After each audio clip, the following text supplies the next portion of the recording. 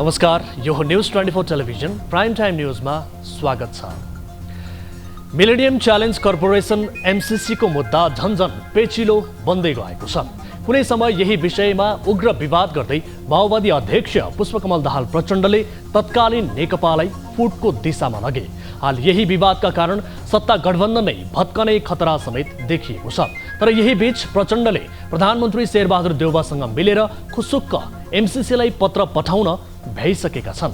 MCC पारित गर्छौं भन्दै पठाइएको सो गुप्त पत्रको देउवाले खुलासा गरिदिएपछि माओवादीमा खैला बैला मच्चिएको छ। बोली मिलाउन सिपालु प्रचण्ड अहिले एमसीसी पारित गर्न थप समय मात्र माग गरेको भन्दै आफूलाई जोगाउने प्रयास गरिरहेका छन्। एमसीसीलाई राष्ट्रवादसँग जोडेर विवादमा ल्याउने दल नै अहिले एमसीसी पारित गराउन लुकीछिपी काम गर्नुले पनि नेपालमा हुने स्वार्थको राजनीतिलाई फेरि एकपटक छर्लङ्ग बनाइदिएको छ। अझ पनि माओवादी नेताहरू एमसीसी पारित गर्न सकिँदैन भन्दै भाषण गरिरहेका छन्। यो विषय माओवादीको औपचारिक बैठकमा प्रवेश गरेपछि के होला त्यो समयले देखाउँदै जाला। यता आज पनि तिहारको रौनक उस्तै रह्यो। आज गाई गोवर्धन र मह पूजा गरिएको छ भने नेपाल सम्वतको समेत क्यालेन्डर फेरिएको छ। नेपाल परम्परामा कति धनी छ भन्ने खासै बयान गरिरहनु पर्दैन। यी र यस्तै संस्कार र संस्कृतिले नेपालको गहना हो र यो पर्वले नेपाल र नेपाली बीचको पहिचान बढाउने मात्र होइन, विश्व जगतमा पृथक परिचय बनाउन समेत सहयोग गर्छ। जनस्तरले त नेपालको मौलिक परम्परा ठानेका छन्। अब सरकारले पनि नेपाल मुलुक कस्तो हो भन्ने बिर्सिनु भएन। विगत नेपालको गर्विलो इतिहासलाई कायम राख्ने जिम्मेवारी राष्ट्र सञ्चालकको हो।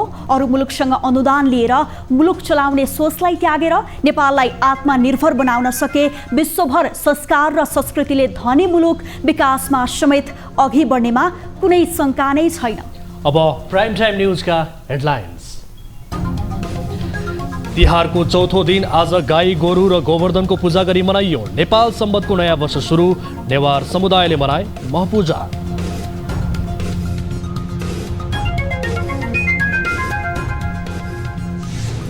समयमै महाधिवेशन हुने प्रधानमन्त्री तथा कांग्रेस सभापति शेरबहादुर देउवाको दावी। समयमै महाधिवेशन गर्न प्रतिबद्ध रहेको भन्दै कार्यकर्तालाई ढुक्क हुन आग्रह। समयमा हुन्छ अब अधिवेशन पार्टी सभाको हातमा छैन। एमसीसी पारित गर्ने पत्र पठाइसकेको प्रधानमन्त्री देउवाको भनाइपछि प्रचण्ड दबावमा एमसीसी पारित गर्न नभई थप समयका लागि पत्र पठाएको प्रष्टीकरण।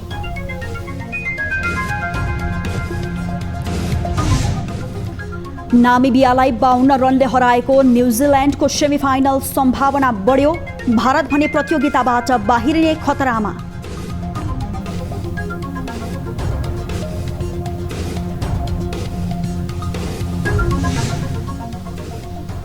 र भारतको राजधानी नयाँ दिल्ली आज संसारकै बढी प्रदूषित वायु भएको सहर बन्यो। दीपावली र पटाका पड्काइएका कारण वायुमा प्रदूषणको मात्राले खतराको तह पार।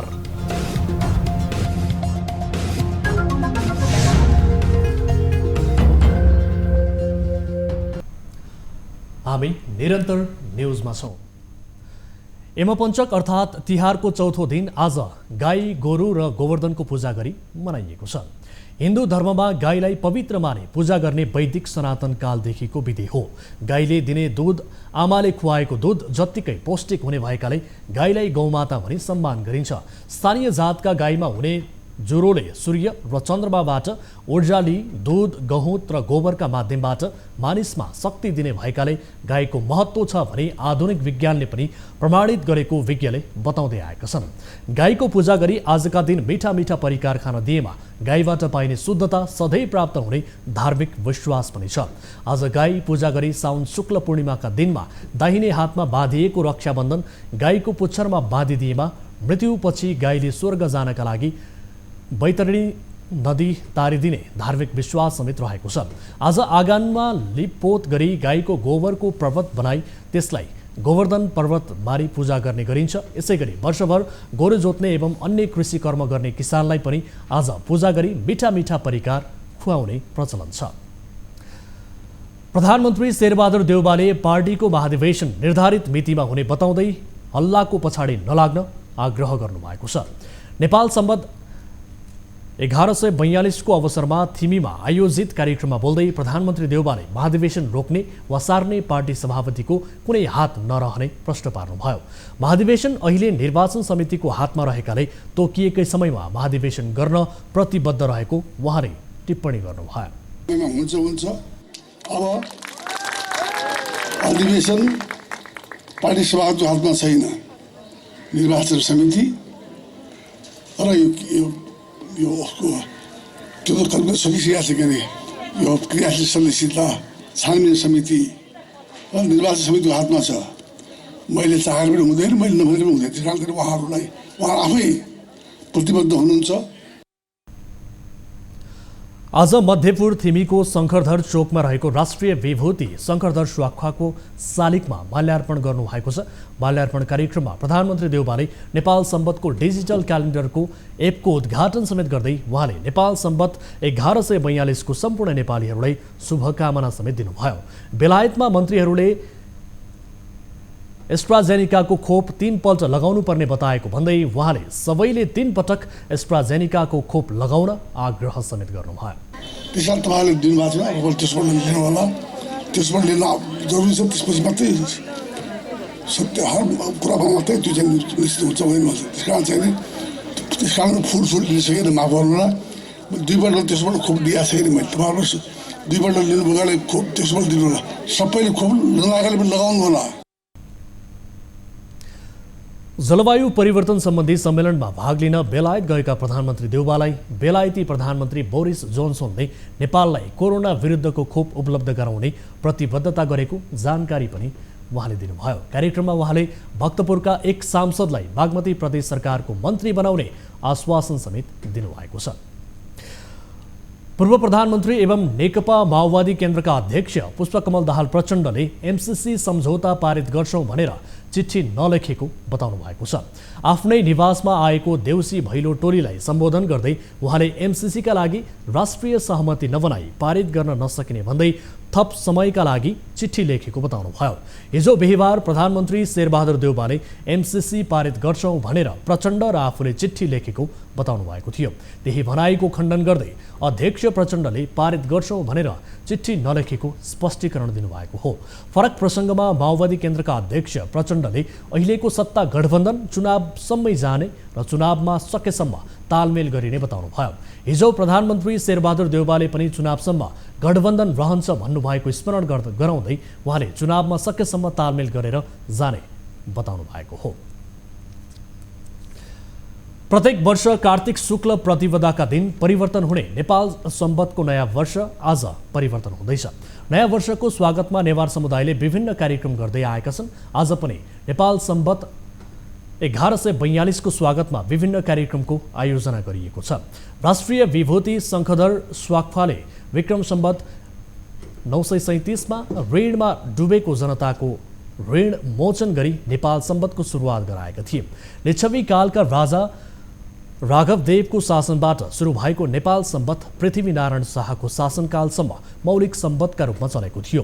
लिच्छवी काल अघि शक सम्बत प्रचलनमा थियो। विक्रम सम्बत 2007 मा प्रजातन्त्रको स्थापना भएपछि नै नेपाल सम्बतलाई राष्ट्रिय मान्यताका लागि अभियान चलाएको हो।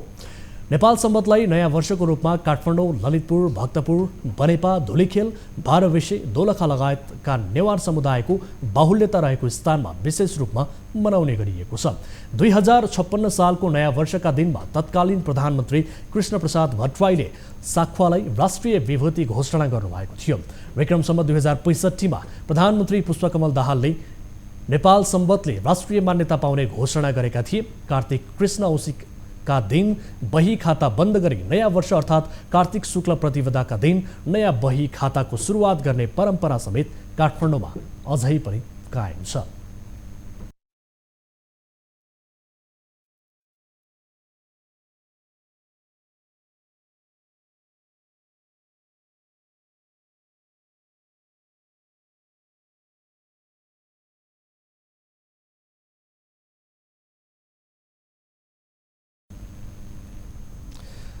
नेपाली कांग्रेसका नेता प्रकाशमान सिंहले काम गर्न सक्ने नेता र पार्टीलाई मतदाताले जिताउनु पर्ने बताउनु भएको छ। शुक्रबार नेपाल सम्बन्धका अवसरमा बुद्धनगरमा आयोजित शुभकामना आदान प्रदान कार्यक्रममा उहाँले काम नगर्ने तर लोकप्रिय नारा दिएर मतदातालाई प्रभावित गर्ने काम भइरहेको टिप्पणी गर्नुभयो।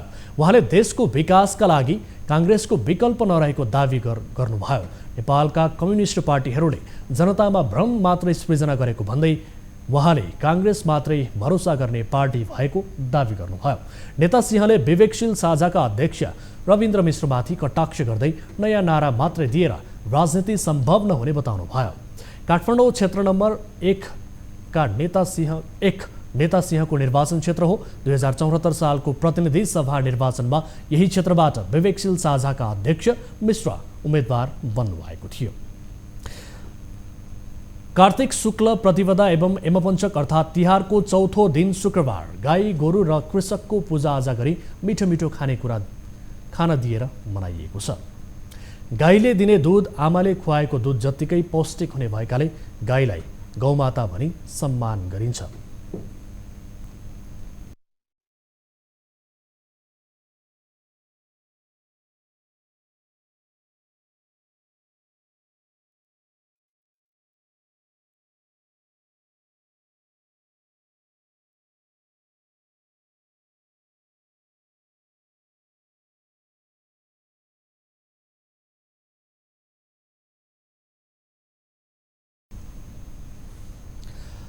नेपालमा यति बेला तिहारको रौनक चलिरहेको छ। लक्ष्मी पूजा सकिए पनि भाइटिकाको तयारीका लागि उपत्यकावासीहरूको चहल पहलले काठमाडौँ सहर रमाइलो बनेको छ। काठमाडौँका मुख्य व्यापारिक केन्द्रहरू असन, इन्द्रचोक, महाबौद्ध लगायतका क्षेत्रमा यति बेला सामान किन्ने र बेच्नेको बाक्लो उपस्थिति देखिन्छ। एक रिपोर्ट।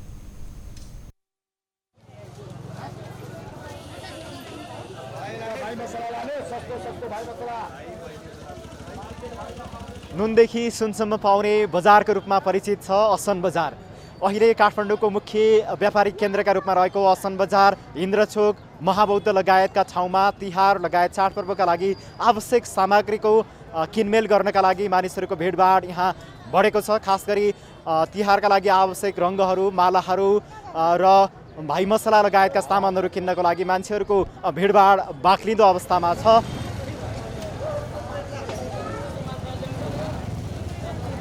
तिहारको अवसरमा काठमाडौँ उपत्यका दुलही झैं सिंगारिएको छ। सडकदेखि पसल घरसम्म झकिझकाउ र झिलिमिली बनेका छन्। उसो त काठमाडौँ मात्रै होइन, देश नै यतिखेर तिहारमय बनेको छ। तिहारका लागि आवश्यक सामानहरू किनमेल गर्नेहरू बजार धाइरहेका छन्। खास गरी सधैँ जसो भिडभाड रहने काठमाडौँको असन, इन्द्रचोक, महाबौद्ध लगायतका बजारमा यतिखेर मानिसहरूको निकै घुइँचो लागेको छ। सामान किन्न, मसला किन्न आएको सबै। अहिले बेलुका अलि होलो भएर किन्न आएको। हजुर, किन्न आएको। मसला मालाहरू त्यही त हो नि, हामीलाई भोलिको लागि चाहिने है। विशेष गरी भाइ मसला तथा फुलका माला किन्नेहरूको भिड लागेको देख्न सकिन्छ। यस्तै झिलिमिली बत्ती किन्ने पसलमा पनि मानिसको भिड उस्तै छ। तिहारका लागि आवश्यक खाद्यान्न र सरसामान किन्नेको पनि बजारमा थामिन सक्नु भिड देखिन्छ। कपडा पसलमा पनि मानिसहरूको उस्तै भिड छ। कोरोनाले ठप्प भएको व्यापार व्यवसाय तिहारमा बढेपछि व्यवसायीहरू खुसी छन्। ब्यान्डी बेला भइरह यो भाइटिका हो, नेपालको पहिचान हो यो, त्यो अलि त्यही हो, बिकिरह हजुर। ब्यान्डी टिका लगाउँदाखेरि भाइलाई अब फलफुल होइन, मिठाईहरू अनि यो मसला राखेर चाहिँ भाइलाई टिका लगाइदिने अनि यो दिने, सगुनको रूपमा दिने यो। तर बजारमा किनमेल गर्ने सर्वसाधारणहरूले महँगी निकै बढेको भन्दै महँगीको मारमा परेको गुनासो गरेका छन्। म एकैछिन भयो, धेरै बेर भएको छैन अब आएको। भिडभाड निकै रहेछ। अब कोभिडको कसैले पनि पालना गरेको जस्तो लागेन। मैले त मास्क प्रयोग गरेकै छु, तैपनि अब सामग्रीहरू यसो बजारमा हेर्दाखेरिमा अब निकै नै महँगो जस्तो लाग्यो। बजार भाउ अक्कासिएको जस्तो भान भएको छ। खास गरी असन बजार, इन्द्रचोक लगायतका ठाउँमा आवश्यक सामग्री किन्ने मान्छेहरूको घुइँचो नै लागेको छ। कोरोना सङ्क्रमण कायमै रहे पनि अहिले यहाँ आउने किनमेल गर्ने मानिसहरूले कोरोना सङ्क्रमण नियन्त्रणका लागि आवश्यक मापदण्डहरूको पालना गरेको त्यति धेरै देखिएको छैन। कोरोना सङ्क्रमण नियन्त्रणका लागि सर्वसाधारणहरूले पनि मास्क, सेनिटाइजर लगायतका उपायहरूको अवलम्बन गर्न आवश्यक छ। न्युज 24 टेलिभिजनका लागि क्यामेरामा विनोद बजगाईका साथ टिभी जर्नलिस्ट उपेन्द्र शाही, काठमाडौँ। हामी निरन्तर न्युजमा छौँ। तिहारका अवसरमा उल्लासपूर्वक देउसी भैलो खेलिएको छ। औँसीको रातमा नारीहरूले घरमा हरियो गोबरले लिपेर लक्ष्मीको पूजा गरी देउसी भैलो खेल्ने परम्परा छ। देउसी भैलो खेलेर घर धनीलाई आशीर्वाद दिने गर्दछन्। तिहारको 5औं दिनसम्म नै विभिन्न मनोरञ्जनका साथ घर घरमा गएर देउसी खेली रमाइलो गरिन्छ। बलिराजाका पालादेखि नै समूह बनाएर देउसी भैलो खेल्ने चलन चलेको मान्यता रहिआएको छ। तर पहिलेको तुलनामा भने हिजो आज देउसी भैलो खेल्न निस्कने समूह कमै मात्रामा भेटिन्छन्। केही युवा समूह मिलेर परम्परा धान्न र सामाजिक कार्यका निमित्त देउसी भैलो खेल्ने गरेका छन्। देउसी र भैलोको प्रसङ्गमा बलिराजाको कथा जोडिएर आउँछ। पौराणिक कथन अनुसार दानवराज बलिले वामन अवतारहरू रूपी विष्णुले मागेको 3 पाइला जमिन मध्ये 2 पाइलामा सम्पूर्ण भूभाग ढाकिएकोले तेस्रो पाइलामा आफ्नो शरीर राख्न आग्रह गर्नुभएको थियो। त्यसबेला विष्णुले देव शरीर भनी मागेकोले अपभ्रष्ट भई अहिले देउसीको गाथा चलेको संस्कृतिविदहरूले बताएका छन्। आफ्नो सर्वस्व हरण भई पातल पुगेका बलिलाई विष्णुले वर्षको 3 दिन पृथ्वीमा तिम्रो आधिपत्य रहने भन्ने वरदान दिएको सम्झना गर्दै मानिसहरूले देउसी र भैलो खेल्ने परम्परा चलाएको कथन रहेको छ। नेपाल सम्वत 1142 को नयाँ वर्ष आज परिवर्तन भएको छ। यो अवसरमा उपत्यकाभर विभिन्न कार्यक्रम आयोजना गरिएको छ। यही सिलसिलामा ललितपुरको ठेचोमा शुक्रबार मण्डला प्रतियोगिता आयोजना गरिएको छ। नेपालको मौलिक चित्रकला अन्तर्गतको मण्डला प्रतियोगिताका सहभागीहरू उत्साहित हुँदै मण्डला बनाउन व्यस्त बने। एक रिपोर्ट। शुक्रबार ललितपुरको ठेचोमा मण्डला बनाउन इच्छुकहरू भेला भए। उनीहरू नेपाल सम्वत 1142 को अवसरमा आयोजित मण्डला प्रतियोगितामा सहभागी भएका हुन्। प्रतियोगितामा ललितपुरका 21 समूहले सहभागिता जनाए। मौलिकता झल्किने मण्डला बनाएर सहभागीहरूले परम्परागत कलाको प्रवर्धन गर्न पाएकोमा खुसी व्यक्त गरे। यहाँ जति पनि पार्टिसिपेन्ट्सहरू छन् उनीहरूको आफ्नै आफ्नै छोटी छोटी मण्डलाहरू छन्। त्यसमध्ये अब मैले बनाइरहेको चाहिँ महपूजा मण्डला भयो। महपूजा मण्डला भनेको चाहिँ अब एक हिसाबले अब आफूले आफूलाई कसरी पोजिटिभ इनर्जीमा लैजाने हो हैन, कसरी पोजिटिभ अब हुँदै जाने हो, आफूभित्रको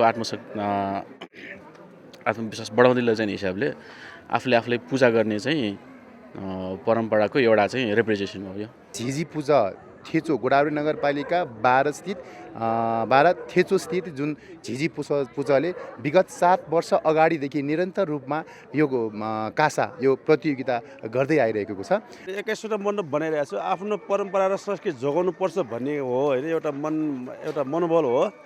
कुनै पार्टी कुनै कसैको पावर कुनै कसैको दबावमा होइन कि हाम्रो स्थानीय सोच अनुसार जोगान गरेर बनाइएको हो। यस्तो प्रत्येक वर्ष कार्तिक शुक्ल प्रतिपदाका दिन नेपाल सम्वत मनाइँदै आइएको छ। राष्ट्रिय विभूति शङ्करधर साक्पाले विक्रम सम्वत 937 मा गरिब जनताको ऋण मोचन गरेको अवसरमा नेपाल सम्वतको सुरुवात भएको हो। नेपाल सम्वतले पृथ्वीनारायण शाहको शासनकालसम्म राष्ट्रिय सम्वतको मान्यता पाएको थियो। नेपाल सम्वतलाई नयाँ वर्षका रूपमा काठमाडौँ, ललितपुर, भक्तपुर, बनेपा, धुलीखेल, बाह्रविसे, दोलखा लगायतका नेवार समुदायको बाहुल्यता रहेको स्थानमा विशेष रूपमा मनाउने गरिन्छ। गरिब जनताको ऋण मोचन गराई सामाजिक सेवाको उत्कृष्ट नमुना प्रस्तुत गरेको र नेपालमा मौलिक सम्वतसम्म चलाएको कार्यको उच्च मूल्याङ्कन गर्दै 2056 सालको नयाँ वर्षका दिनमा तत्कालीन प्रधानमन्त्री कृष्ण प्रसाद भट्टराईले साक्पालाई राष्ट्रिय विभूति घोषणा गर्नुभएको थियो। कार्तिक कृष्ण औँसीका दिन बही खाता बन्द गरी नयाँ वर्ष अर्थात् कार्तिक शुक्ल प्रतिपदाका दिन नयाँ बही खाताको सुरुवात गर्ने गरिन्छ। मण्डला प्रतियोगितामा उत्कृष्ट हुने समूहलाई नगद सिल्ड र प्रमाणपत्रको व्यवस्था गरिएको छ, जस अनुसार प्रथम हुने समूहलाई 25,000, द्वितीय हुनेलाई 15,000 र तृतीय हुने समूहलाई 10,000 रुपैयाँ पुरस्कारको व्यवस्था गरिएको छ। झिझी पुचले मण्डला प्रतियोगिताको आयोजना गरेको हो। न्युज 24 टेलिभिजनका लागि क्यामेरामा विनोद बजगाईको साथमा टिभी जर्नलिस्ट सरोज बस्यालको रिपोर्ट। यस वर्षको तिहारको लक्ष्मी पूजाको दिन विद्युतको उच्च माग 1270 मेगावाट पुगेको छ। नेपाल विद्युत प्राधिकरणले यस वर्षको लक्ष्मी पूजाका दिन पिक डिमान्ड 1500 मेगावाटको हाराहारीमा पुग्ने प्रक्षेपण गरी सोही अनुसार विद्युत आपूर्तिको व्यवस्थापन गरेको थियो। प्राधिकरणले यस वर्षको लक्ष्मी पूजाको दिन साँझ 6:15 बजे पिक डिमान्ड 1270 मेगावाट रेकर्ड गरेको छ।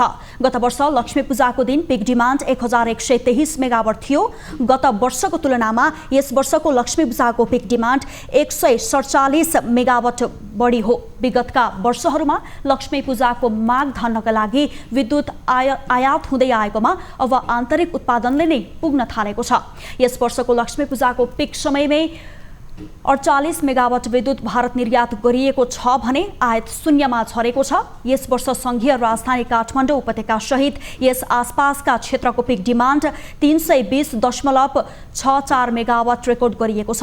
गत वर्ष यस क्षेत्रको पिक डिमान्ड 296 मेगावाट थियो। चालु आर्थिक वर्षको अहिलेसम्मको पिक डिमान्ड 1614.8 मेगावाट रेकर्ड गरिएको छ।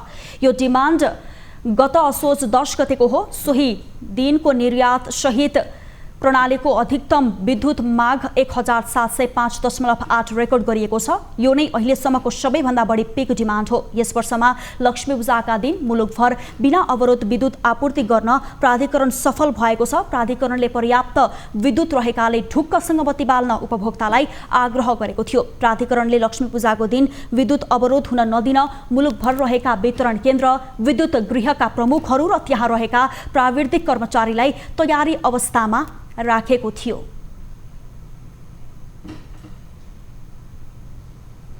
नेपालमा शुक्रबार थप 183 जनामा कोरोना संक्रमण पुष्टि भएको छ।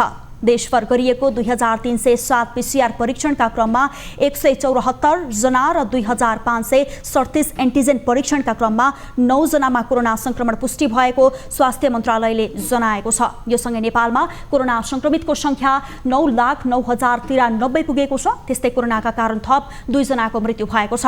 हालसम्म नेपालमा 11,438 जनाको कोरोनाका कारण मृत्यु भएको छ। त्यस्तै थप 649 संक्रमित कोरोना मुक्त हुँदा हालसम्म नेपालमा 7,94,438 जना निको भएका छन्। हाल 8,413 सक्रिय संक्रमित आइसोलेसन र 115 जना क्वारेन्टिनमा रहेको मन्त्रालयले जनाएको छ। सरकारले नेपालमा हैजा विरुद्धको खोप ल्याउने भएको छ। कपिलवस्तुमा फैलिएको हैजा तथा झाडापखला नियन्त्रणमा समस्या परेपछि सरकारले खोपका लागि अन्तर्राष्ट्रिय निकायसँग पहल गरेको थियो। स्वास्थ्य तथा जनसङ्ख्या मन्त्रालयका अनुसार हैजा नियन्त्रणमा सहयोग गरिरहेको विश्व स्वास्थ्य संगठनको केरला सचिवालयले खोप दिने आश्वासन दिएको छ। ग्लोबल स्टक पाइलमा रहने हैजाको खोप ओरल कलेलर भ्याक्सिन प्राप्तिका लागि गरेको प्रयास सफल भएको र 2,52,363 डोज खोप आउने निश्चित भएको हो। उक्त खोप हैजाको प्रकोप देखिएका र सफा खानेपानी तथा सरसफाइको स्थिति कमजोर रहेको अति जोखिमयुक्त क्षेत्रहरू निर्धारण गरेर उपलब्ध गराइने भएको छ। उक्त खोप एकपटक लगाएपछि 5 वर्षसम्म सुरक्षित रहने अध्ययनले देखाएको छ। कपिलवस्तुमा गत 18 असोजदेखि फैलिएको झाडापखलाबाट हालसम्म 6 जनाको मृत्यु भइसकेको छ। तिहारमा फूल र अन्य रोटीसँगै पाल्पा क्षेत्रमा झिनिया रोटीको समेत प्रचलन रहेको छ। भाइटिकाको दिन दिदी बहिनीले दाजुभाइलाई झिनिया रोटी दिने हुनाले यसको माग समेत उच्च हुने गर्छ। पाल्पाको बजार क्षेत्रमा यति बेला सो रोटीको धमाधम किनबेच भइरहेको छ। भाइटिकाका दिन प्रयोग गरिने झिनिया रोटीको माग बढेसँगै सो क्षेत्रका महिलाहरू स्वरोजगार समेत बनेका छन्। एक रिपोर्ट। भाइटिकाका अवसरमा दिदी बहिनीले टिका लगाइदिएपछि सगुनको रूपमा दिइने झिनियाको व्यापार पाल्पामा फस्टाएको छ। यसको व्यापार बढेसँगै महिलाहरू स्वरोजगार भई राम्रो आम्दानी समेत गर्न सफल भएका छन्। विगतका वर्षको तुलनामा यो वर्ष झिनिया उत्पादनमा कमी आएको हुनाले उपभोक्ताले महँगो मूल्यमा खरिद गर्न परेको व्यापारीहरूको भनाइ छ। विगतका वर्षमा 80 देखि 200 रुपैयाँ प्रति दर्जनमा बिक्री गर्दै आएको झिनिया रोटी यस पटक भने 150 देखि 400 सम्म बेचेको व्यापारीहरू बताउँछन्। झिनिया अन्य समयमा भन्दा भाइटिकाको अवसरमा बढी बिक्री हुने गर्दछ। झिनिया यो पालामा हामीले बनाउन ढेर सकेन। झिनिया सबैलाई चाहिन्छ। बाबु पानी पर्यो, घरै झिनिया बनाएको। अलि भाइको टिकामा सबैलाई चाहिन्छ। गाउँको मान्छे आउँछ, अलिअलि त बिक्यो। झिनिया रोटी बनाउनको लागि चामलको पिठो प्रयोग गरिन्छ। चामलको पिठो पकाएर तातो पिठो मेसिनमा राखेर झिनिया बनाइन्छ र सो झिनिया 4 दिनसम्म घाममा सुकाउन पर्छ। पाल्पामा स्थानीय सिप र प्रविधि प्रयोग गरेर झिनिया बनाउने गरिएको छ। पाल्पामा उत्पादित झिनिया रूपन्देही, नवलपरासी, अर्घाखाँची, गुल्मी तथा पोखरासम्म भाइटिकाको अवसरमा 1 करोड रुपियाँ भन्दा बढीको निर्यात गर्दै आएका छन्। तानसेनकी व्यवसायी नारायणी देवी वज्राचार्य पनि मुख्य पर्वका अवसरमा उत्पादन गरेको झिनिया बिक्री गर्न भ्याइ नभ्याइ हुने बताउँछिन्। सबैको रोटी रहेको भएर असमको रोटी सकेस भयो, पोटको रोटी सबैले फाल्नु परेको भएर असम बनाउनले गाह्रो माग्यो। सबैले त्यो पनि भयो, एक त पानी पनि धेरै पर्यो र रोटी सबैको पनि कुहियो, तर अहिले व्यापार त राम्रो भयो पोटको भन्दा। सस्तो र प्रयोग गर्न सहज भएकाले पनि झिनिया मन पराउनेको संख्या दिन प्रतिदिन बढिरहेको छ। पाल्पाली महिलाहरूले जस्तै अन्य क्षेत्रका महिलाले पनि यस्तै व्यवसाय गरे महिलाहरूलाई आत्मनिर्भर बन्न सहज हुने देखिन्छ। न्युज 24 टेलिभिजनका लागि पाल्पाबाट टिभी जर्नलिस्ट सुमन कार्कीको रिपोर्ट। न्युजहरू अझै बाँकी छन्। यो समय हो लाइभ पोइ हात हुने ब्रेकको।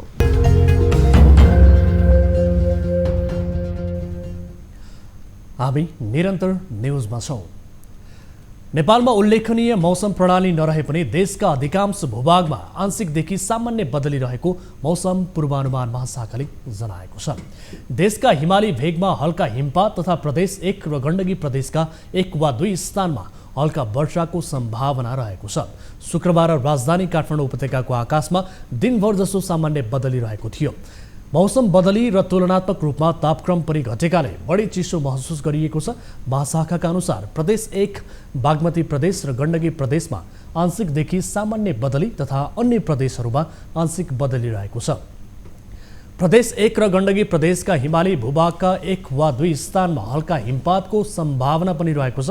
रातिको समयमा प्रदेश 1, प्रदेश 2, बागमती प्रदेशमा आंशिकदेखि सामान्य बदली रहने जनाइएको छ। प्रदेश 1 र गण्डकी प्रदेशका हिमाली भूभागका 1 वा 2 स्थानमा हल्का हिमपातको सम्भावना रहेको छ। शनिबार पनि प्रदेश 1, प्रदेश 2, बागमती प्रदेश र गण्डकी प्रदेशमा आंशिकदेखि सामान्य बदली तथा अन्य प्रदेशमा मौसम सामान्यतया सफा रहने जनाइएको छ। प्रदेश 1 र गण्डकी प्रदेशका हिमाली भूभागका 1 वा 2 स्थानमा हिमपातको सम्भावना रहेको जनाइएको छ। कार्तिक 21 गते आइतबार प्रदेश 1, बागमती प्रदेश र गण्डकी प्रदेशमा आंशिक बदली रहनेछ। प्रदेश 1 र गण्डकी प्रदेशका 1 वा 2 स्थानमा हल्का वर्षातको सम्भावना रहेको छ। साथै प्रदेश 1 र गण्डकी प्रदेशका हिमाली भूभागका 1 वा 2 स्थानमा हल्का हिमपातको सम्भावना रहेको महाशाखाले जनाएको छ। महाशाखाको पछिल्लो विवरणमा शुक्रबार काठमाडौँको अधिकतम तापक्रम 23.9 र न्यूनतम तापक्रम 9.5 डिग्री सेल्सियस रहेको जनाइएको छ। पाल्पामा फूल खेतीतर्फ कृषकको आकर्षण बढेको छ। पाल्पाको माथागढी गाउँपालिका वडा नम्बर 2 रूपसेमा अहिले व्यावसायिक रूपमा फूलको खेतीतर्फ आकर्षण बढेको हो। तिहारमा फूलको मालाको माग अत्याधिक हुने भएकाले र फूल खेतीले नै राम्रो आम्दानी गर्न सकिने हुनाले पनि यसमा आकर्षण बढेको पाइएको हो। स्थानीय माराखोप बहुद्देशीय कृषि फर्मले 5 रोपनी क्षेत्रफलमा व्यावसायिक फूल खेती गरेको छ। कृषक दामोदर घरतीले फूलको आयात घटाउन खेती व्यावसायिक रूपमा गरेको बताउनु भएको छ। कृषक घरतीले हाल एउटा मालालाई 50 देखि 200 र फूल प्रति केजी 400 रुपैयाँमा बिक्री गर्ने गरेको बताएका छन्। थोरै लगानीबाट राम्रो आम्दानी गर्न सकिने भएकाले यसतर्फ लाग्नका लागि घरती अन्य कृषकलाई समेत आह्वान गर्छन्।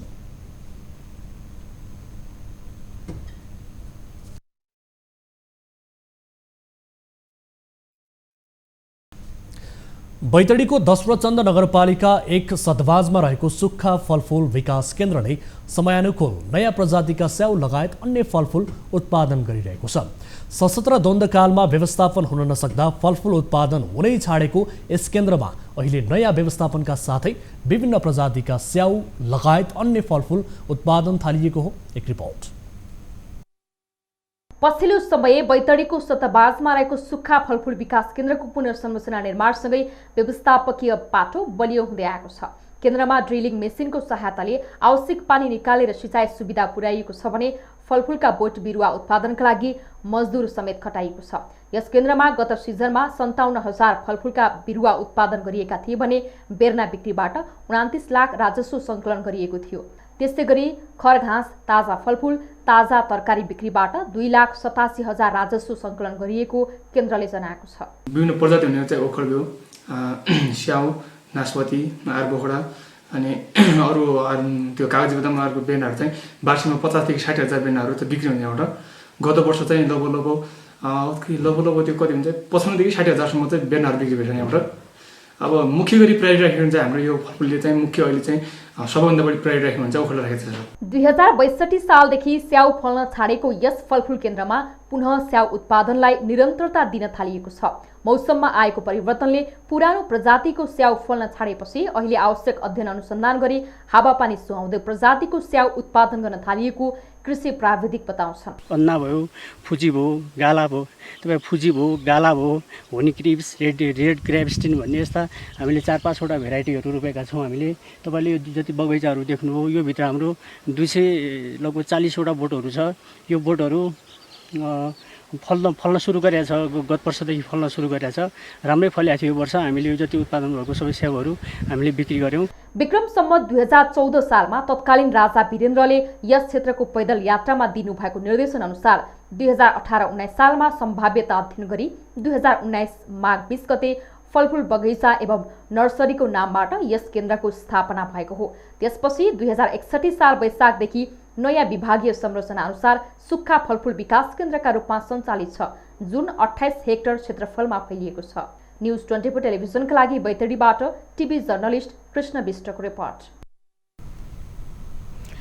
हामी निरन्तर न्युजमा छौँ।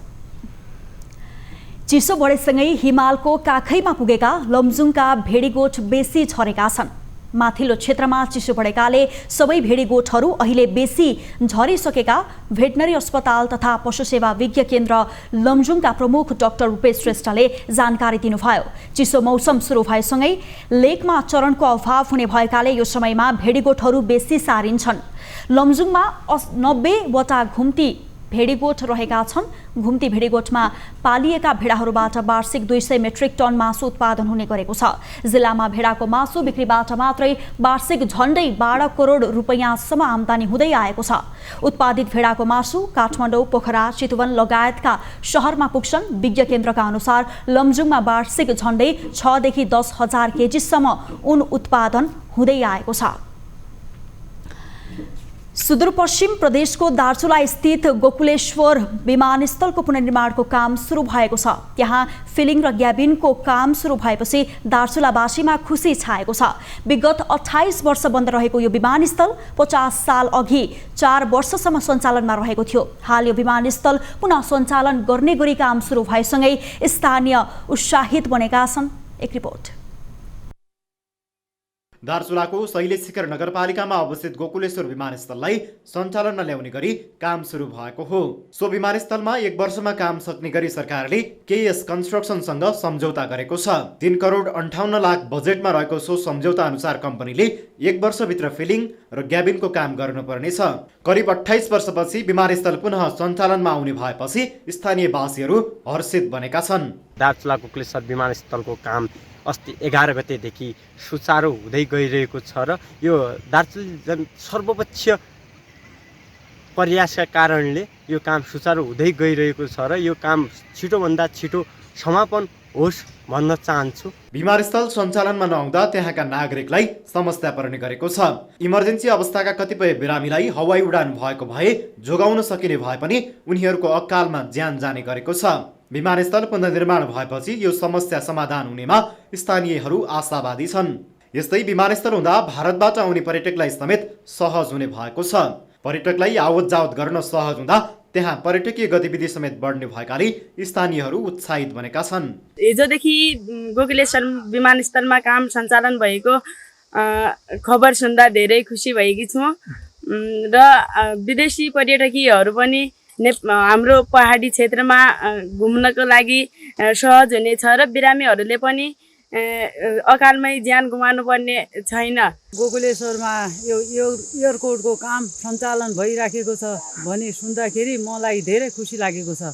किनभने हाम्रो यो पहाडी पहाडको ठाउँदेखि बिमारी भएपछि यो गाडीमा धेरै समय लाग्थ्यो। गोकुलेश्वर विमानस्थल सुदूरपश्चिम प्रदेशमा अवस्थित एउटा सानो आकारको आन्तरिक विमानस्थल हो। विमानस्थल सञ्चालनमा आएपछि दार्चुला, बैतडी, बझाङ लगायत कैलाश, मानसरोवरसम्म पुग्ने पर्यटकलाई सजिलो हुने मेयर अमर सिंह धामी बताउनुहुन्छ। विभिन्न ठाउँहरूमा जस्तै मन्त्रालयहरू, प्रधानमन्त्री समक्ष हामीले यथाशीघ्र विमानस्थल सञ्चालन हुनुपर्छ भन्ने हामीले ज्ञापन पत्र पनि दियौँ र जुन आज सुरुवातीको चरणमा छ त्यसले गर्दा यहाँका जनताहरू एकदम खुसी भएका छन् र छिटोभन्दा छिटो बन्नुपर्छ भन्ने हाम्रो मान्यता रहेको छ। यदि यो विमानस्थल समुद्र सतहबाट 676 मिटरको उचाइमा रहेको छ। गोकुलेश्वर विमानस्थलको धावन मार्गको लम्बाइ 590 मिटर र चौडाइ 30 मिटर रहेको छ। 2043 सालमा स्थापना भएको यो विमानस्थलमा यसअघि मौसमी उडान हुने गरेको थियो। पक्की धावन मार्ग नभएका कारण यो विमानस्थललाई नेपालको खतरनाक विमानस्थलको रूपमा समेत लिइने गरेको छ। दार्चुलाबाट टिभी जर्नलिस्ट हरिप्रसाद जोशीको रिपोर्ट। अब बिजनेस न्यूज।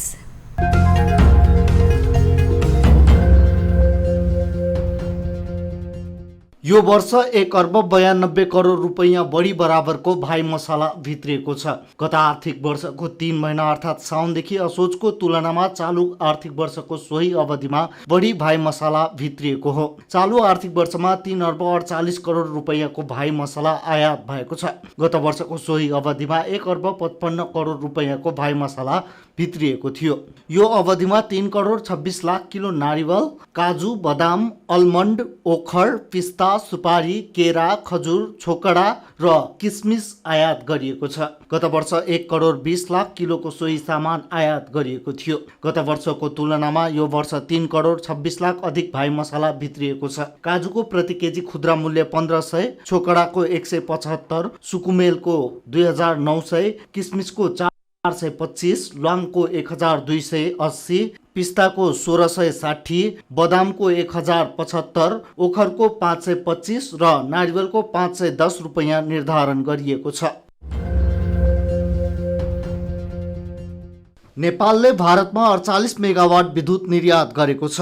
नेपाल विद्युत प्राधिकरणको स्वामित्वमा रहेको विद्युत गृहबाट भारतमा बिजुली निर्यात गरिएको हो। आन्तरिक माग पूरा गरेर लक्ष्मी पूजाको दिन भारतमा विद्युत निर्यात गरिएको छ। कार्तिक 16 गते अन्तर्देशीय विद्युत व्यापारका लागि स्वीकृति दिने निकायले नेपाल विद्युत प्राधिकरणलाई भारतीय ऊर्जा एक्सचेन्ज मार्केटमा बिक्रीको लागि अनुमति दिएको थियो। पहिलो चरणमा नुवाकोटमा सञ्चालित 24 मेगावाटको त्रिशुली र देवीघाटको 15 मेगावाट विद्युत गृहको बिजुली भारत निर्यात गरिएको हो। ढल्केबर मुजफ्फरपुर 400 केबी अन्तर्देशीय प्रसारण लाइनबाट भारतमा विद्युत निर्यात गरिएको छ।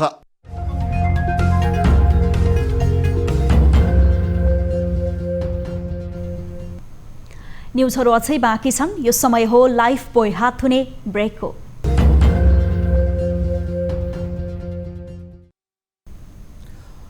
हामी निरन्तर न्युजमा छौँ। अब स्पोर्ट्स न्युज।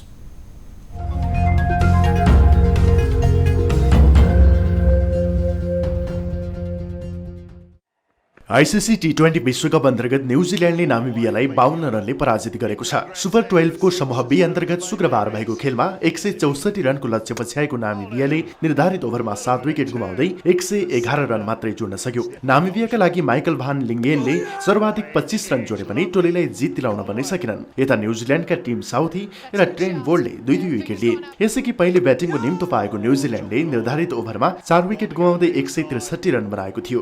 न्युजिल्यान्डका लागि ग्लेन फिलिप्सले सर्वाधिक 39 रन जोड्दा जेम्स निसानले 35 रनको योगदान दिए। कप्तान केन विलियम्सले 28 रन जोडे। नामिबियाका लागि वनाज स्कोल्स, डेभिन वाइजी र जेरहार्ड इरासमसले समान 1-1 विकेट लिए। यस नतिजासँगै न्युजिल्यान्डले 4 मध्ये 3 खेल जित्दै सेमिफाइनल प्रवेश गर्ने सम्भावना बलियो बनाएको छ भने 4 खेलमा 3 पराजय भोगेको नामिबिया प्रतियोगिताबाटै बाहिरिएको छ।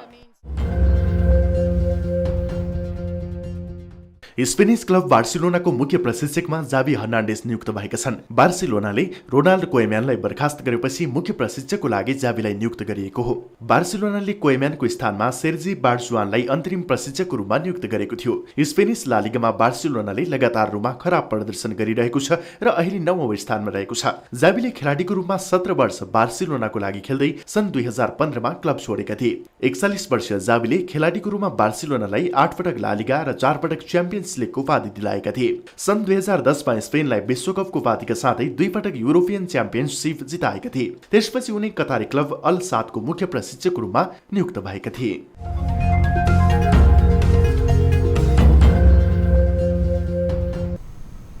हामी निरन्तर न्युजमा छौं।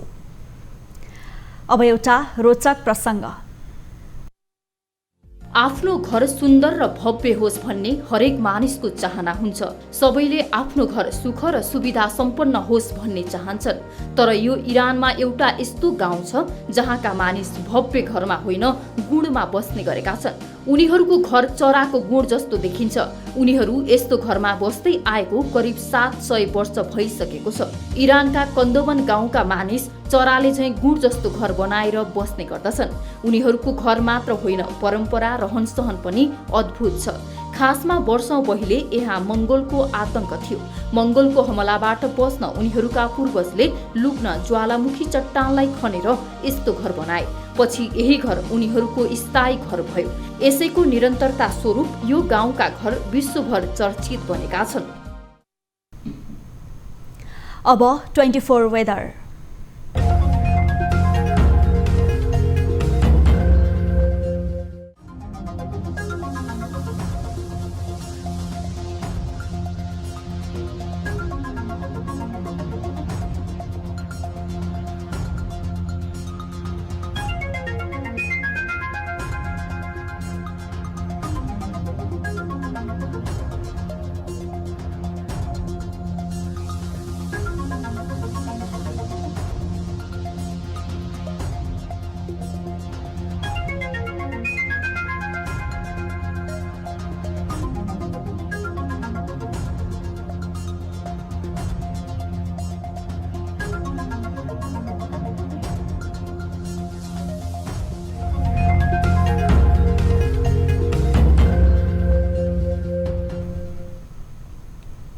अब प्राइम टाइम न्यूज सक्नु अघि अहिलेसम्मका हेडलाइन्स पुनः एकपटक।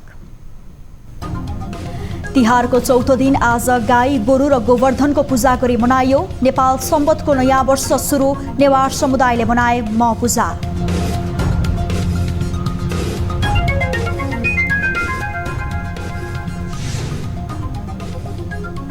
समयमै महाधिवेशन हुने प्रधानमन्त्री तथा कांग्रेस सभापति शेरबहादुर देउवाको दावी।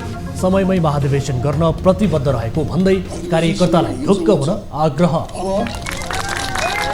अधिवेशन पार्टी सभाको हातमा छैन। एमसीसी पारित गर्ने पत्र पठाइसकेको प्रधानमन्त्री देउवाको भनाएपछि प्रचण्ड दबावमा। एमसीसी पारित गर्न नभई थप समयका लागि पत्र पठाएको प्रष्टीकरण।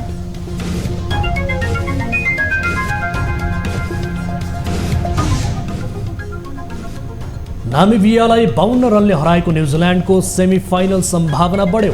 भारत भने प्रतियोगिताबाट बाहिरिने खतरामा।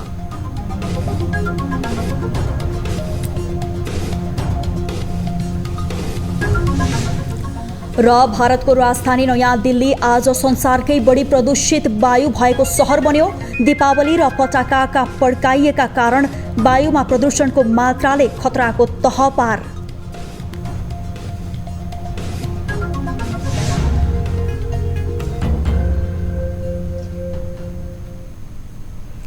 प्राइम टाइम न्यूज अहिलेलाई यति नै। जाँदा जाँदै ताली र गालीका लागि हामीले सोधेको प्रश्न। राजनीतिक दल 3का शीर्षदेखि तल्लो तहका नेताहरू भाषण गर्ने नाममा एक अर्काप्रति हदैसम्म झरेर टिप्पणी गर्ने गरेका छन्। राजनीतिको नाममा मर्यादालाई समेत बिर्सेर गरिने यो खालको हरकत तपाईहरूलाई कस्तो लाग्छ? ठिकै हो, राजनीतिमा गालीगलौज सामान्य हो भन्नेले तालीमा र होइन, राजनीतिमा स्वार्थ हुने भए पनि गाली गलौजको श्रृङ्खलाले राम्रो गर्दैन भन्ने लागेमा गालीमा भोट गर्नुहोला। हाम्रो पात्रको एपमा गएर ताली र गालीका लागि भोट गर्न सक्नुहुनेछ।